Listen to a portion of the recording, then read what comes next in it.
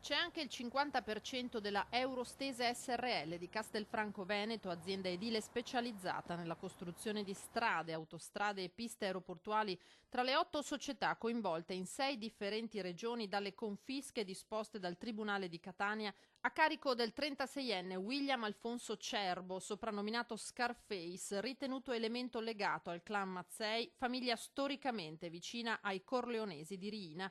Beni per 32 milioni di euro che il Tribunale ha fatto confiscare in via preventiva dalla Guardia di Finanza di Catania su richiesta della Direzione Distrettuale Antimafia. Altre società sono state confiscate parzialmente ad Aprilia, Ragusa, Catania, Roma, Milano e Palmanova in provincia di Udine. Si tratta di società del settore edile e di immobiliare, ma anche del tessile, della ristorazione e della gestione di locali e discoteche. Una serie di provvedimenti che allarmano perché dimostrano ancora una volta come gli affari della criminalità organizzata abbiano ramificazioni anche a nord-est.